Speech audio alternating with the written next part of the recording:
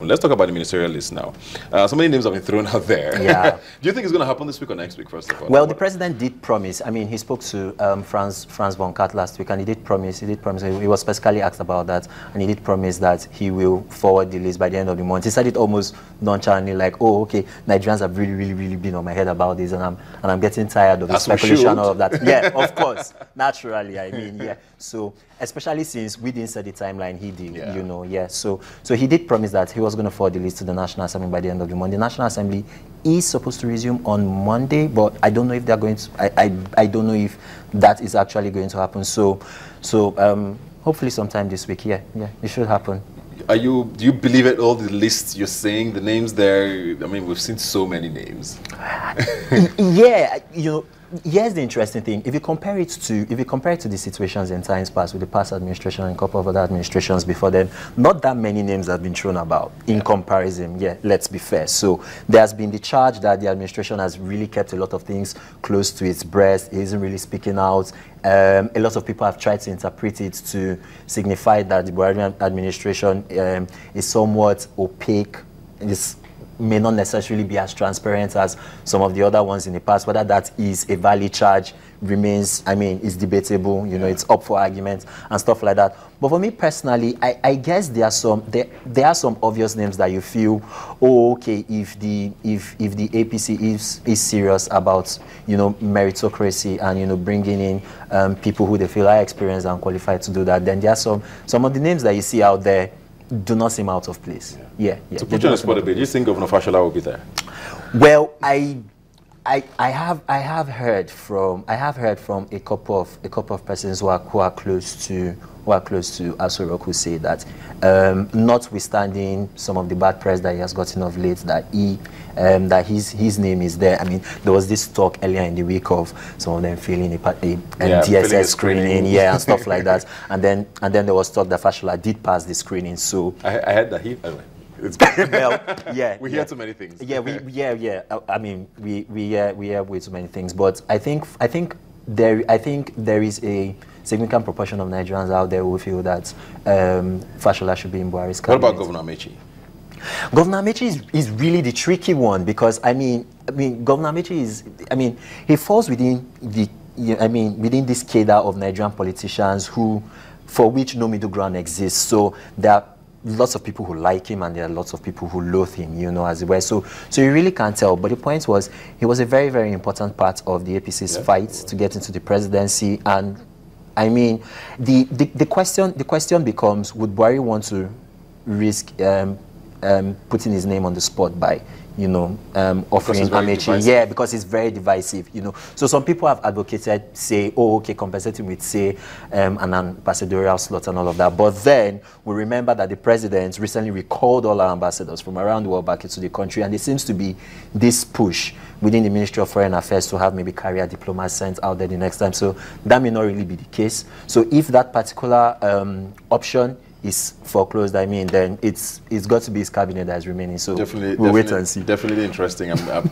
excited. I'm really looking forward to this. Exactly. I've been saying this on the show that ministerial lists were never really exciting to me. I mean, it's nice to say, okay, who the ministers are, but the weight has made everybody so anxious about, okay, let's even see these names, and they better be worth the wait, you know. Yeah. So I think that's what it is for me. And I really want to see what those names are going to be, and hopefully they're worth the wait, basically. Now let's move on to security. It looks like things are starting to look up, to be very honest, in the Northeast in particular. I know there's still a few, of course, we still hear about incidents here and there, but they seem to be slowing down a lot more, and we're hearing more about capturing Boko Haram members. We did hear about 200, I think it was a couple of days ago. I heard about 100 again this morning on CNN. So we're starting to see maybe proper capturing of members and of territory and of...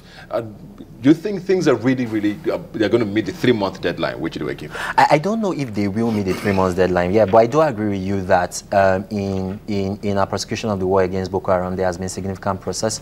I think the surge has worked relatively well. I mean, to a large extent, from the perspective of boosting soldier morale and all of that, the movement of the MNJTF headquarters to a degree really did help, because I spent some time last year in Kaduna, one of the biggest military barracks, then Ribadu barracks, and it was something that a couple of military officers that I spoke to actually did emphasize, they're like, why would the commanding officers be so far away in Abuja while we're up there, we're not properly fed, we're not properly kitted and all of that, so there were already rumblings within military circles about that. So it seemed like the president came in with the new service chiefs. They addressed those issues. They sent additional soldiers out there. There's more coordination with our neighbors. All of these things were absent, I mean, in 2014 and 2013. Yeah. So I mean, it isn't stretching the imagination for you to connect all of those dots with a significant reduction in Boko Haram's activities. Yeah,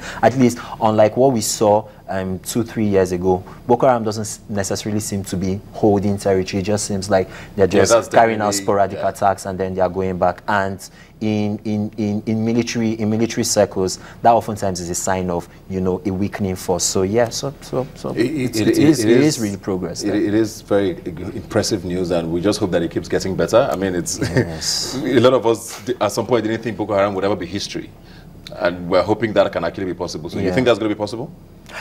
When they completely wiped out? Yeah, I think so. I mean, if we want to look at, if we want to take a long view, like a historical narrative of it, and look at insurgencies around the world, Sri Lanka, Northern Ireland, even in troubled spots now, I mean, bar the rise of the Islamic State, probably Iraq would have been a more stable place and all of that. So at some point, I mean, a lot of these political movements that acquire military, objectives, they get to realize that, I mean, trying to butt your head against a well-organized army of a sovereign nation oftentimes may not make you achieve those goals. So I think, yes, they will eventually become history. When that happens, how we get there, if it's going to be just via pursuing a military solution. The president was talking last week about possible negotiations with Boko Haram. I think that's something that we should look at exploring. It may shorten the lifespan, but of course, there are also technical issues with that too. Who are we talking with? Can we vouch for them? Are they genuine? Is Shekau alive? And all of that. Yeah. So I do think it would be history. When remains to be seen. Thank you very much, Ikemesi Fiong. We do send our best wishes to the Nigerian military. Hopefully they continue to do all the great things they do. While we also keep faith that the girls will be brought back at some point. That's, I think, the president's ultimate goal, like he said. Yeah. And all of Nigeria as well is praying, or we're all praying, that the girls are brought back alive. We're going to take a break now, but before we do that, Nigeria did lose a matriarch, I think, yesterday. And we here at Rubbin Minds and Channels TV would like to send our condolences to the Awolowo family on the death of Mama H.I.D. Awolowo, and we hope that she continues to rest in peace. We'll see you guys in a moment.